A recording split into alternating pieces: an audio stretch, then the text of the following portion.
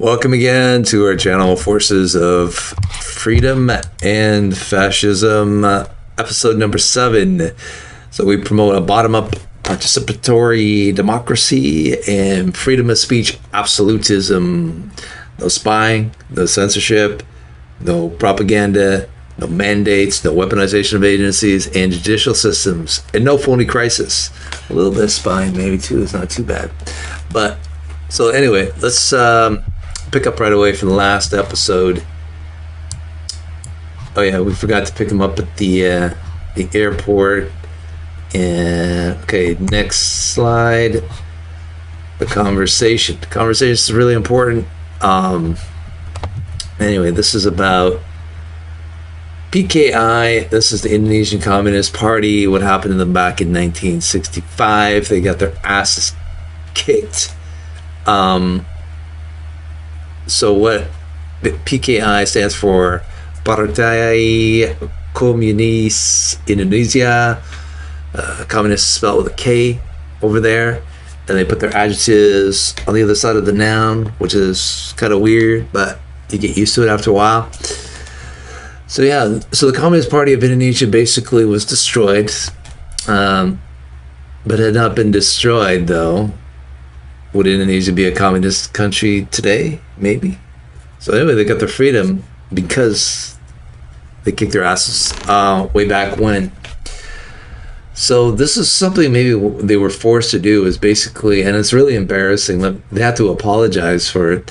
And I wonder if it had anything to do with the Chinese investment. So embarrassing, it's even more embarrassing than appearing on Chinese TV network and being interviewed by Xi Jinping cult worshiper. And that is being forced to put out a public apology to China. That was recently, right? So all this came together. Like I said, the World Economic Forum went there to Bali, Indonesia. Then Xi Jinping went, Chinese investment happened, and then now this apology happened. So this is something they did back in, or the Indonesian government back in 1965, 60 years ago. Apparently Indonesia killed a bunch of Chinese communists. Now, were they China? Well, they were Chinese immigrants that started a Chinese Communist Party in Indonesia, and then some Indonesians. So there were some Indonesians in there as well. But there's like, I don't know, maybe a few million of them. In a country that has 150 million people in it already, or 200 back then, I don't know, but now they have 275 million or something like that there. So yeah, it's kind of like, you know, us or America, let's say. This is after World War II, which it is. And America all of a sudden came out and wanted to apologize to Hitler's family because our military killed some of your favorite Nazis. We're sorry, and we want to grovel now. So yeah, I guess China wanted some groveling to be done by Indonesia. So there's some groveling China apologists already out there. You noticed sort of some kind of a trend there. Who was that wrestler? Yeah, he made some kind of a Chinese movie that made like $250 million, and that was, I believe, John Cena. So that was pretty freaking embarrassing for him to do, especially in hindsight.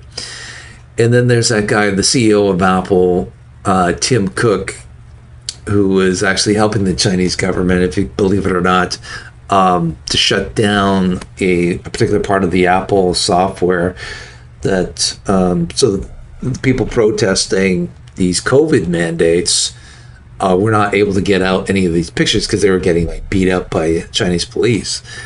So there's that. So that's, you know, is something that is you know, kind of in addition to the military base and the 3 new fascist laws. Indonesia had to put out this public apology to China, and so this is all part of the deal for billions of Chinese investment. It's So I personally do not believe in coincidence, and the timings are just so amazing. So if you're pro-freedom, a pro-democracy, like, comment, and subscribe to this channel. Many exciting episodes coming up, so please don't miss out. So let's go on here. So we have we now have American politicians, Indonesian politicians, and we also have this is very recent in the news, a couple of days ago. Yeah, Canadian politicians are currently under investigation. So I got to do an episode on that as well too. So why Justin Trudeau is facing calls for a public inquiry. So here are the claims right here. The key claims of the reports include that China provided secret funding through its Toronto consulate to 11 candidates that ran in the 2019 federal election. That in 2019, Liberals, that's the name, we have Democrats here, they call them Liberals, so there's actually 3 parties there. So it's not always, it could be the Republicans, could be the Liberals, it doesn't matter. It's who's ever susceptible to bribery first. So this goes beyond that. So you got to be on the lookout as well too for, there's some rhinos that are in the Republican Party. Now rhino stands for Republicans, I don't know. But it stands for something that they're basically bought out, maybe by the Democrats as well. But forces above both of these parties that are independent. So it could be like pharmaceutical companies in the event of the COVID, or some other country like China. But anyway, so Liberals were warned. Way to get off track. One of their candidates, now a member of Parliament, might have been compromised by China. And in 2021, Chinese diplomats and proxies made undeclared cash donations to political campaigns and hired international students. I'm going to hire a Chinese international student, maybe. Probably not. Okay, so yeah, Canada, there it is. So James Comer, by the way, is a great congressman, has the Biden-China bribery situation currently under investigation. We got to do an update on that as well too soon. And that's a bit of, I got this here. There's a bit of cloak and dagger involving China and Canada. An employee at Canada's largest electricity producer, Hydro-Quebec.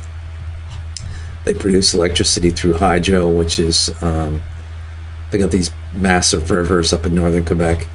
And they export energy to us as well, and to America as well. So, and this was involved in researching battery materials, has been charged with espionage, or allegedly trying to steal trade secrets to benefit China. Canadian police said on Monday. News of the arrest came as Trudeau and Xi were attending the G20 summit on the Indonesian island of Bali. See, the timing is just amazing. And here, this comes up again here as well. The Indonesian island of Bali. So it keeps coming up. I don't know why. But I don't believe in coincidence either, right? So earlier this month, Canada ordered 3 Chinese companies to divest their investments in Canadian critical minerals, citing national security. So at least there's something. The Forces of Freedom are starting to fight back right here.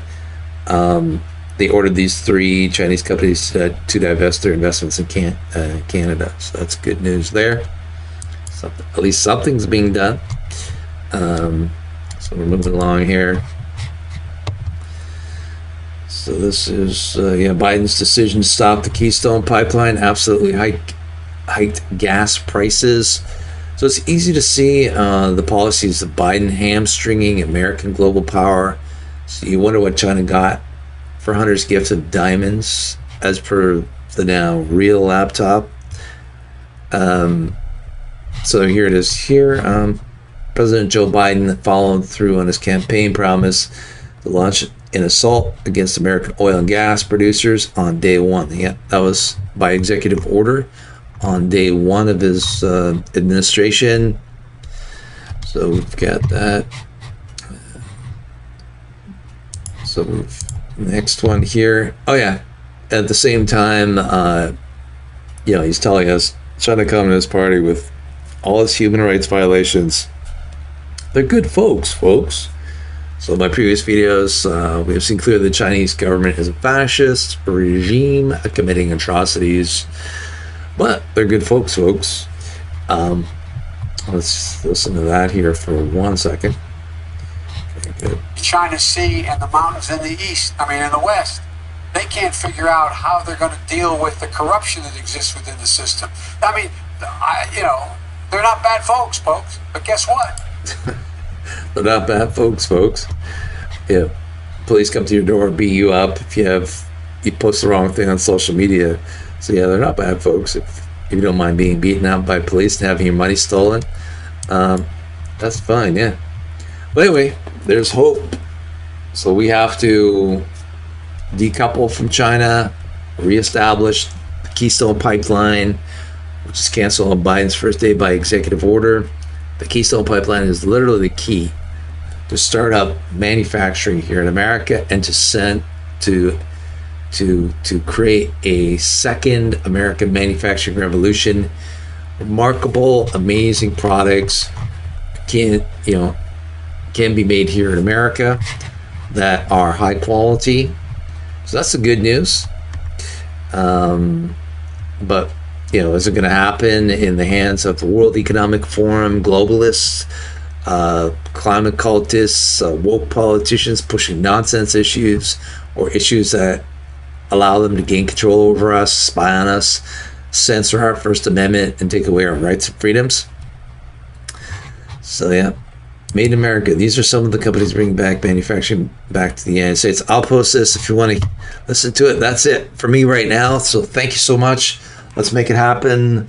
Here's to democratic revival. So many more super interesting episodes to come. So until then, stay a beautiful democracy-loving patriot, and you are the forces of freedom.